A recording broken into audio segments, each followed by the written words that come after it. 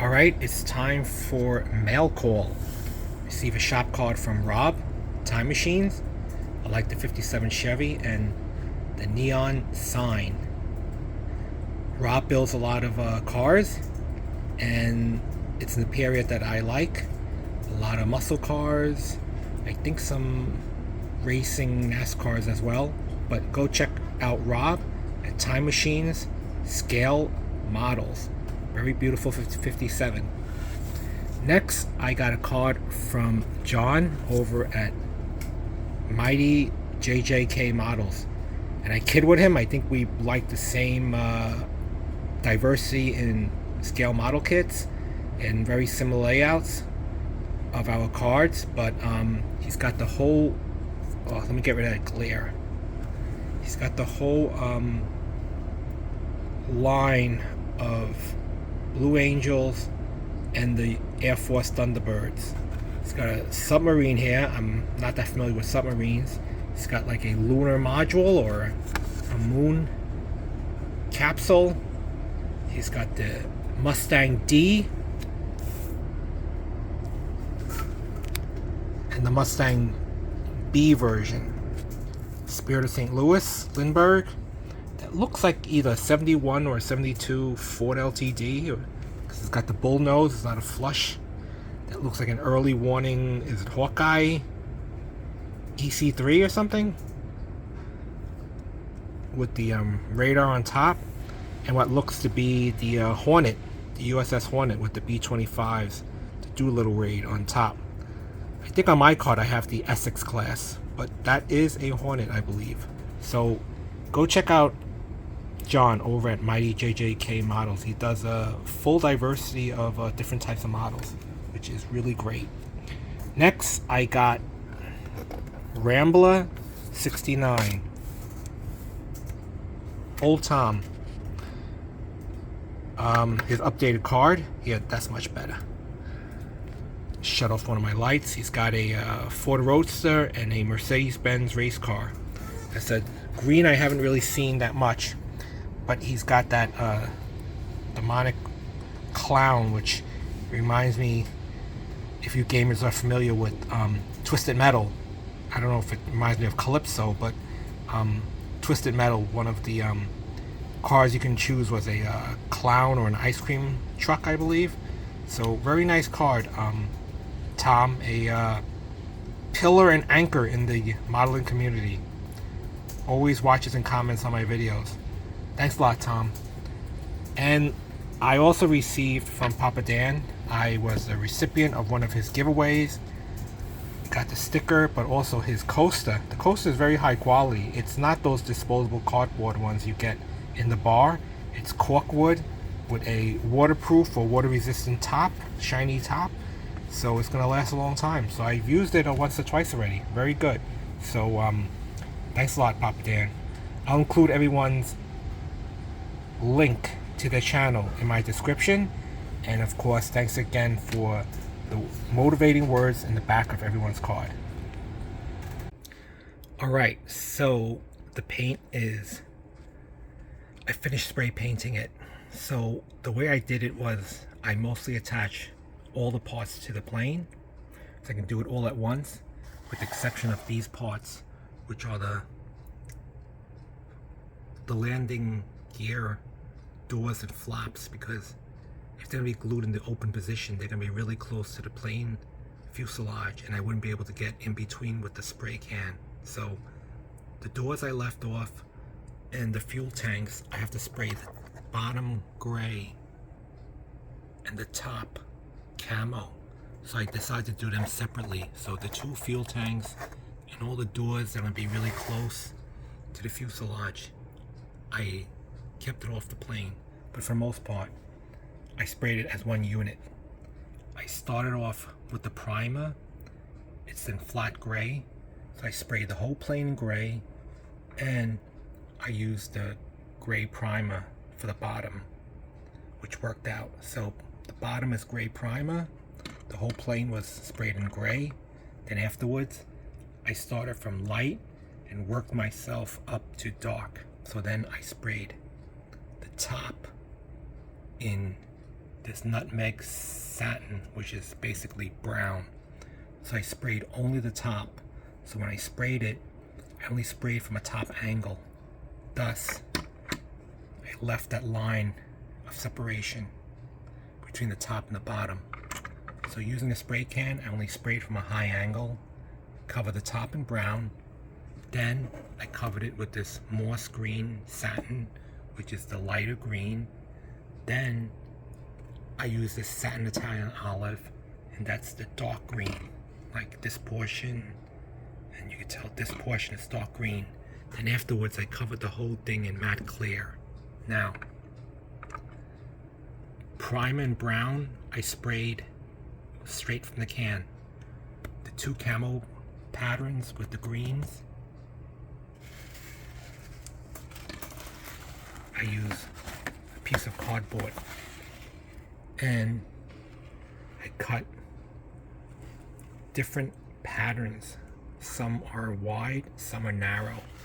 What I did was I held this pattern over the plane and I used the spray can and I sprayed over it, thus limiting the spray width and pattern. Thus I got this camouflage. So because I don't have an airbrush, this is the hack in spraying a camo pattern. The closer you hold this stencil of the camo pattern to the model, the more definitive the line separation will be between the colors. So if you hold it really, really close, you'll get sharper definition. But if you hold it further back, the spray miss, you get a softer blend. So I was forced to hold it like in the middle because this is a flat piece of cardboard and it was hitting the fins and all the wings that were protruding out. So I basically had to hold it like around this distance, like, I don't know, 1 to 2 inches away. So that's why I got this softer pattern, not a definitive line, like as if you hand brushed it. But overall it worked. The only thing is, the control isn't always there. So in order to get the bottom of this scoop right over here, I had to angle the can a little lower. So if you notice, this is supposed to be gray right here, but I got a little bit of the brown there. But for the most part, it's not bad. You just have to know what angle to attack it. It seems pretty even. I mean, I think on the left side, it dipped down a little lower, and the right side, the pattern is a little higher. But I mean, that's very minor difference. The only thing is the puttying. I'm gonna have to limit the width of my putty because over here it seems pretty good. Then over here you get a little bit wavy line. Then over here it kind of looks like a weld mark. But at least I don't get that straight line right down the center so you can tell the seam line. This way it kind of looks like a weld mark. Over here, the front came out pretty good. You don't really see anything. But over here you kind of see like weld marks. So in the future I'm going to have to either use less and try to make the putty a little thinner so it's not as wide, so get less of that wavy line. I'll have to use better putty than that Tester's contour putty. So it's basically done, spray painted. I think if anything I might have to touch up, like over here, a little bit of the green on that hard point. I might have to hand brush it gray, but for the most part it's not bad from a spray can, the camo spray pattern. Alright, so this is my final video before the final reveal, which I'll wait until Kurt is done with his. So pretty much everything, most of the things are glued to the airplane already. I just have to paint the canopy frame. So I have to mask it off or use a very steady freehand to paint the frame.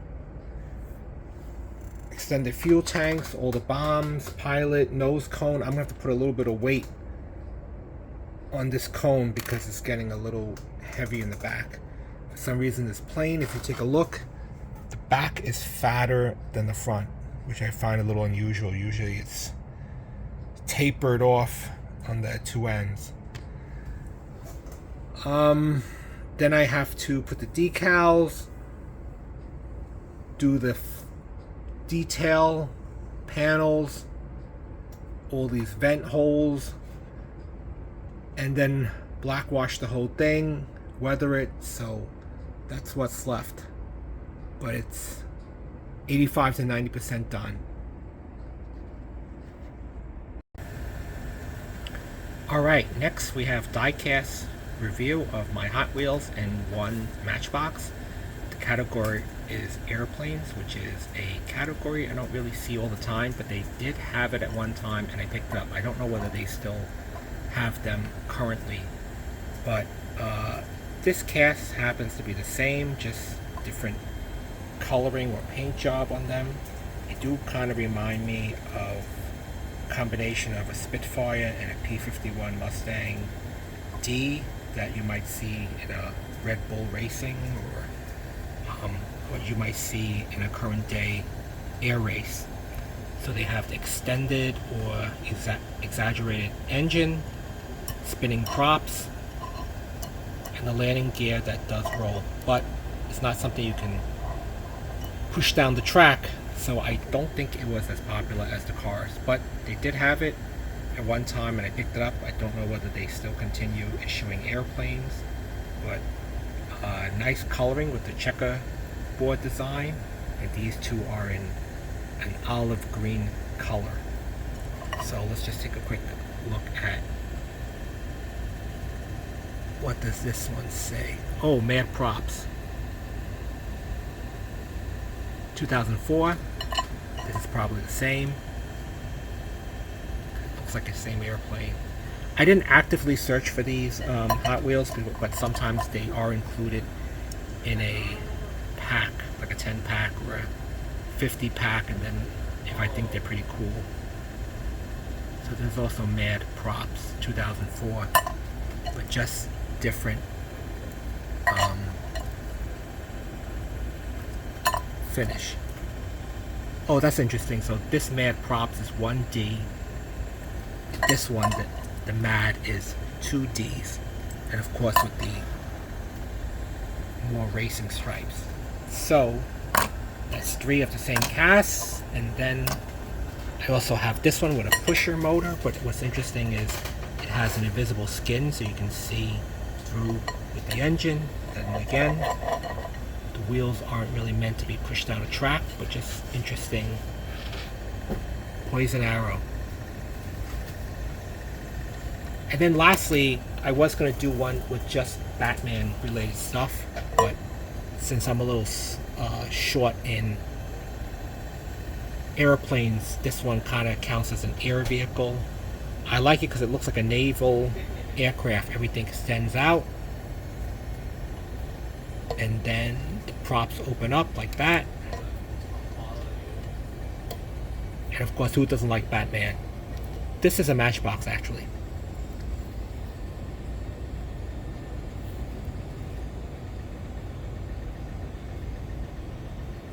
Made in Thailand.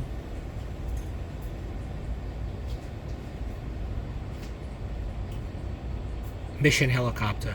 Okay, but it's still a Mattel, so hopefully you guys like it. It's a smaller category, but Hot Wheels did have, and Matchbox did have, a category for airplanes, and those are the airplanes I have.